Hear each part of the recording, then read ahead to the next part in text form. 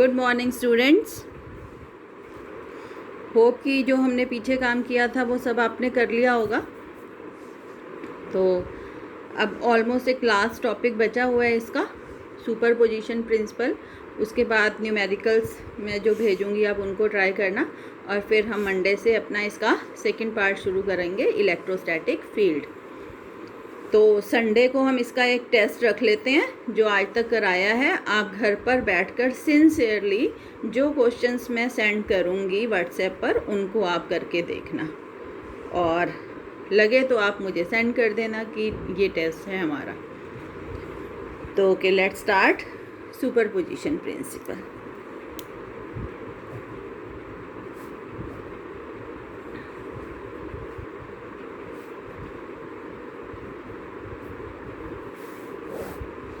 तो what is superposition principle? Suppose we have a number of charges, बहुत सारे charge हैं हमारे पास। ये Q1 है, ये Q2 है, ये Q3 है, Q4 है, सपोज ये Qn है, and we have a test charge से Q0। तो Q0 पर जो हम टोटल फोर्स कैलकुलेट करेंगे that can be done with the help of superposition principle. Obvious सी बात है बेटे, Q0 पर Q1 भी फोर्स लगाएगा, Q2 भी लगाएगा, Q3 भी लगाएगा। तो जो टोटल फोर्स आएगी Q0 पर वो कैसे आएगी? इन सभी फोर्सेस को हम वेक्टोरियली ऐड करेंगे। क्यों? क्योंकि force is a vector quantity, तो we have to keep in mind the directions also. ठीक है, तो according to superposition principle, total force on a given test charge, इसको हम कहते हैं test charge, total force on a given test charge is equal to the vector sum of the forces exerted by individual forces, individual charges। तो total force on test charge से F0 की total कितनी लगेगी? कितनी लगेगी? Force on Q0 due to Q1 है ना, जो फोर्स Q0 पर कौन लगा रहा है? Q1 लगा रहा है, plus force on Q0 due to Q2, plus force on Q0 due to Q3। कहाँ तक जाएंगे हम? Force on Q0 due to Qn। Suppose we have n charges है तो n तक जाना पड़ेगा, 3 है तो यहाँ तक रुक जाएंगे, 4 है तो 4 टर्म्स आ जाएंगी, ऐसे ही होगा ना। तो अब देखो, कल जब हमने किया था वेक्टर फॉर्म में कूलम्स लॉ, तो मैंने आपको लिखना सिखाया था कि अगर माना हमें F12 निकालना है तो क्या होता था? 1/4 पाई एप्सिलॉन नॉट F12, मतलब force on Q1 due to Q2। तो यहाँ आएगा Q1 Q2। ये अगर 1/2 होते थे तो यहाँ हम R21 कर देते थे और इसका स्क्वायर, और R21 यूनिट वेक्टर। तो इस हिसाब से हम इन चीज़ों को, इन फोर्सेस को हम एक्सपैंड करेंगे। तो चलो मेरे साथ एक्सपैंड करेंगे। F0 इज़ इक्वल टू, बोलो F01 कैसे लिखा जाएगा? पहले तो 1/4 पाई एप्सिलॉन नॉट F01 है, Q0 इंटू Q1, यहाँ 01 है तो R10 square into unit vector R10। F02 को एक्सपेंड करो, 1/4 पाई एप्सिलॉन नॉट Q0 Q2, यही आएगा ना। 02 है तो क्या आएगा यहाँ? 20 R20 unit vector, and so on. और लास्ट टर्म क्या आएगी अपने पास? 1/4 पाई एप्सिलॉन नॉट F0n को कर रहे हैं हम, तो Q0 Qn अपॉन Rn0 का square into unit vector Rn0। ठीक है, अब इन सब टर्म में से एक तो ये 1/4 पाई एप्सिलॉन नॉट सब में है ना, सब में। और क्या सब में है? Q0 सब में है, Q0। तो ये दोनों चीज़ें हम क्या ले लेते हैं? कॉमन ले लेते हैं। तो ये आ गया Q0 upon 4 pi epsilon not. इसमें क्या बचा? Q1 अपॉन R10 का स्क्वायर, R10 यूनिट वेक्टर। दूसरी टर्म में क्या बच रहा है? Q2 अपॉन R20 का square into R20 unit vector. और ऐसी nth टर्म में क्या बच रहा है बेटे? Qn अपॉन Rn0 का स्क्वायर Rn0 यूनिट वेक्टर। अब इसको अगर हम जनरलाइज करके लिखना चाहते हैं, जैसे आप मैथ्स में लिखते हैं, तो आप ये देखो कि ये 1 है, 2 3 4 5 कहाँ तक जा रहा है, n तक, है ना। ऐसे यहाँ 1 1 1 2 2, सॉरी ये गलत लिख दिया, इट्स 2 0, 1 1 1 2 2 2 3 3 3 4 4 4 n n n, बाकी तो सब में 0 0 आ रहा है। मतलब सिर्फ ये वाली इंडिसेस हैं, ये वाली 3 इंडिसेस जो चेंज हो रही हैं, है ना। ये 1 1 1 है, फिर आगे वाले में 2 2 2 एंड सो ऑन। तो ये चेंज हो रही है 1 से लेके n तक जा रही है, बाकी तो 0 है। तो फिजिक्स मैथ्स में हम कैसे लिखते हैं, total force Q0 4 pi epsilon not summation sigma, है ना। जो इंडिसेस वेरी कर रही होती है उसकी जगह हम I लिख देते हैं। तो ये वाली इंडिसेस वेरी कर रही है I, R I0 स्क्वायर और R I0 यूनिट वेक्टर। और I की वैल्यू हमारी कहाँ से कहाँ जाएगी, 1 से लेके n तक। तो I is equal to 1 to n। This is the total force on a given charge due to n charges according to superposition principle। जब हम इसको एक्सपैंड करेंगे, पहली टर्म में 1 रखेंगे तो ये आ जाएगा, प्लस दूसरी टर्म में i की जगह 2 रखेंगे तो ये सेकंड टर्म आ जाएगी, तीसरी टर्म में i की जगह 3 रखेंगे तो थर्ड टर्म आ जाएगी, और सब के बीच में प्लस आना है। समेशन का यही मतलब होता है सिग्मा का, ठीक है। इसको थोड़ा सा और हम सॉल्व कर सकते हैं कि हमने इसको RI0 से मल्टीप्लाई कर दिया और RI0 से डिवाइड कर दिया। आप बता सकते हैं क्या बनेगा।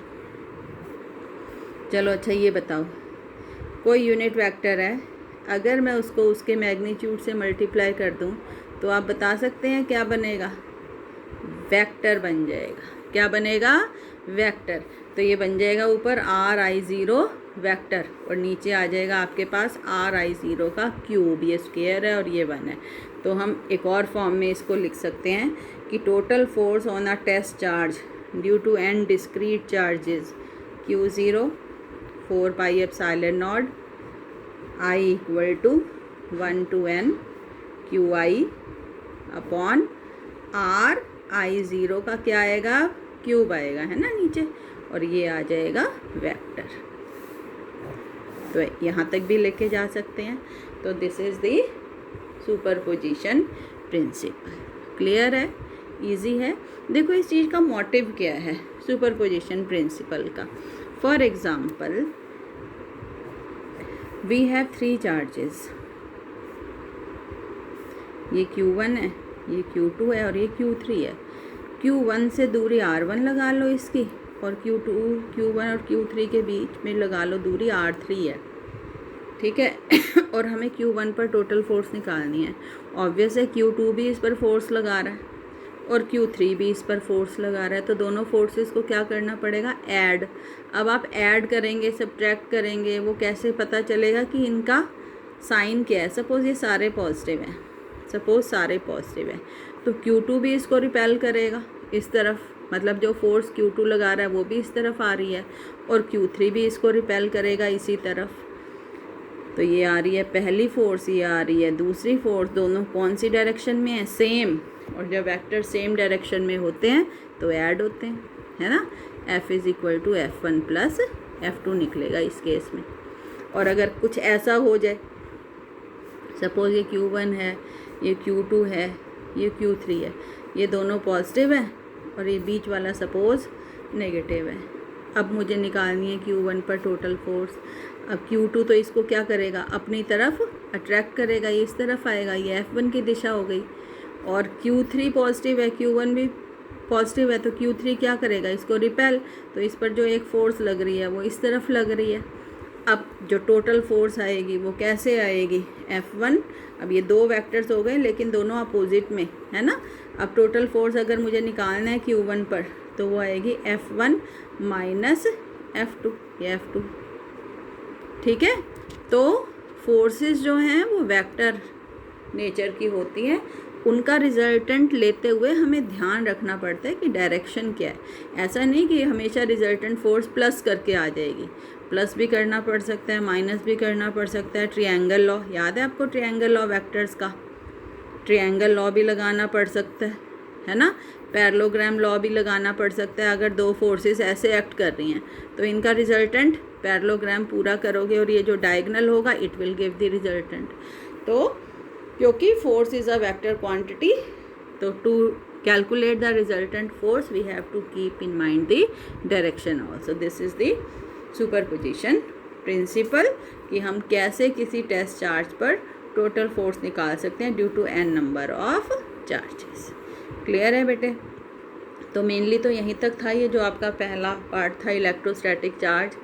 सबसे इम्पॉर्टेंट है जो इसमें वो है आपका कूलम्स लॉ, ठीक है, और फिर आपका क्वांटाइजेशन ऑफ चार्ज इम्पॉर्टेंट है जो पेपर में आता है ना, जिस पर बेस्ड न्यूमेरिकल्स आते हैं, और ये सुपरपोजिशन प्रिंसिपल की डेरिवेशन है, ठीक है।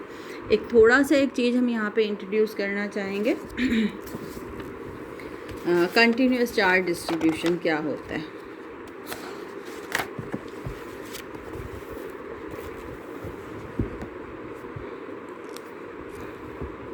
कंटिन्यूस